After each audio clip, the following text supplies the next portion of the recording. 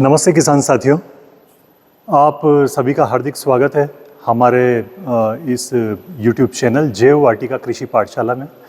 और जैसा कि आप लोगों को पता है कि हम लोगों ने सबसे पहला जो टॉपिक हमारा लिया था जैविक कार्बन के ऊपर, वो सॉइल टेस्टिंग रिपोर्ट का सबसे पहला पार्ट था।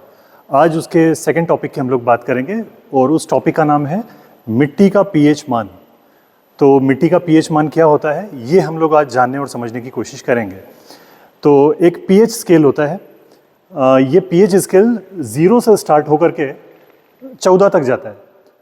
इसमें हम लोग खास तौर से ये पता करने की कोशिश करते हैं कि मिट्टी के अंदर की रासायनिक जो क्रियाविधि है वो किस प्रकार से चल रही है और मिट्टी की प्रवृत्ति कैसी है। तो आइए अब हम ये जानने की कोशिश करते हैं कि ये प्रवृत्ति हम लोग खोजेंगे कैसे, ढूंढेंगे कैसे। तो जब आप उस मिट्टी परीक्षण की रिपोर्ट को जब आप ध्यान से देखेंगे या पढ़ेंगे तो उसमें आप पाएंगे कि इनमें से कोई ना कोई वैल्यू आपकी रिपोर्ट के अंदर दिया हुआ है। अब जैसा कि मैंने आपको बताया कि ये स्केल 0 से स्टार्ट होकर 14 नंबर तक जाता है। तो यदि आपके रिपोर्ट के अंदर 0 से लेके 6.5 के बीच का अगर कोई भी वैल्यू है, उदाहरण के तौर पे 4 है, 5 है या 6 है, इसका मतलब ये है कि आपकी मिट्टी की जो प्रवृत्ति है वो अम्लीय प्रवृत्ति वाली मिट्टी है आपकी, मतलब उसमें अम्ल की मात्रा ज़्यादा है।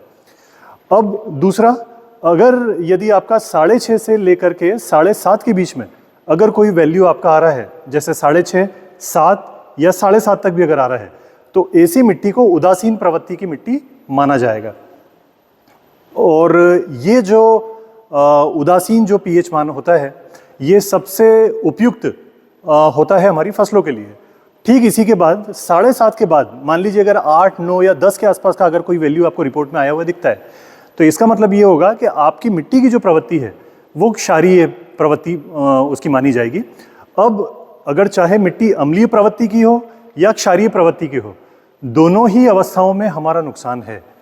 जी हाँ, ये नुकसान क्यों है? क्योंकि किसान भाइयों, आप जैसा कि जानते हैं कि हम लोग अलग अलग प्रकार के दीर्घ पोषक तत्व और सूक्ष्म पोषक तत्वों का उपयोग करते हैं अपनी खेती के लिए, अलग अलग प्रकार की फसलों के लिए। लगभग 17 प्रकार के पोषक तत्वों की आवश्यकता होती है हमारी फसलों को। लेकिन यदि आपका मिट्टी का पीएच मान या तो अम्लीय है या क्षारीय है, दोनों ही अवस्थाओं में ये पोषक तत्व हमारी मुख्य फसलों को उपलब्ध नहीं हो पाते हैं। अगर हम इसको उपलब्ध करवाना चाहते हैं तो हमें मिट्टी का पीएच मान उदासीन रखना पड़ेगा। इसी पीएच मान के ऊपर आपकी जो फसल है वो अलग अलग प्रकार के सूक्ष्म पोषक तत्वों को या दीर्घ पोषक तत्वों को मिट्टी से ले पाएगी, उठा पाएगी। और ये प्रक्रिया किसके द्वारा संपन्न होती है? ये प्रक्रिया संपन्न होती है सूक्ष्म जीवों के माध्यम से। जी, तो सूक्ष्म जीवों का क्या रोल है वो हमको थोड़ा सा समझने की आवश्यकता है। अलग अलग प्रकार के सूक्ष्म जीव होते हैं। कुछ ऐसे होते हैं जो वातावरण से नाइट्रोजन को लेकर के सरल रूप में परिवर्तित करके आपकी फसल को नाइट्रेट या अमोनियम के रूप में प्रदान कर रहे हैं नाइट्रोजन को। लेकिन उसके अलावा कुछ ऐसे तत्व हैं जो फसल को सीधा ज़मीन से प्राप्त हो रहे हैं, उदाहरण के तौर पर फास्फोरस। तो अगर फास्फोरस को घोलने के लिए आपने वहाँ पर पीएसबी बैक्टीरिया का यूज़ किया है या आपकी मृदा के अंदर वो बैक्टीरिया पहले से थोड़ा बहुत मौजूद है, तो उस बैक्टीरिया की जो क्रियाविधि है वो सबसे ज़्यादा अच्छी 6.5 से 7.5 के बीच में ही अच्छी हो पाएगी। क्यों? ऐसा इसलिए होगा क्योंकि अगर अम्लीय मिट्टी होती या क्षारीय मिट्टी होती, दोनों ही अवस्थाओं में उस बैक्टीरिया की जो क्रियाविधि है वो धीमी पड़ जाती है, स्लो हो जाती है। और अगर हम लोग उसकी क्रियाविधि को सुचारू रूप से एक जैसा चलने देना चाहते हैं तो वो केवल उदासीन पे ही संभव है। तो ये इसका मुख्य कारण है तत्वों की उपलब्धता ना हो पाने का। आपने तत्व दिए हैं भर भर के, आपने यूरिया भी डाला है, डीएपी भी डाला है, पोटाश भी डाला है, लेकिन वो तत्व मिट्टी के अंदर पड़े रह जाएंगे अगर पीएच मान उदासीन नहीं है तो भाइयों, ये टॉपिक तो देखने में काफ़ी छोटा सा है, लेकिन ये जितना छोटा टॉपिक है समझने के लिए उतना ही आपको गहराइयों तक जाना होगा। और यदि आपका पीएच मान लीजिए कुछ भी अगर गड़बड़ आपको हो रहा है, मान लीजिए अगर अम्लीय मिट्टी आ रही है, तो इसको सुधारने के लिए आपको यहाँ पर चूने का प्रयोग करना पड़ेगा।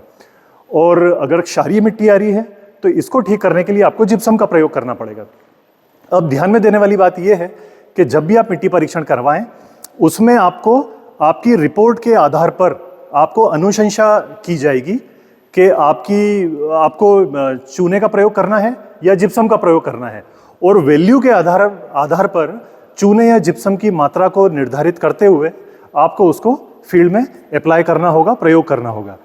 तो मैं आशा करता हूँ कि ये जानकारी आपके काफ़ी काम आएगी, और अगर पीएच मान में आपकी फील्ड में कुछ भी अगर गड़बड़ आती है तो आप उसको सुधारने का धीरे धीरे करके प्रयत्न कीजिए। और मैं कोशिश करूँगा आगे भी आपको इसी तरह के अच्छे अच्छे वीडियोस आपको मैं भेज पाऊँ, ताकि आपको अच्छी अच्छी जानकारियाँ मिल पाए।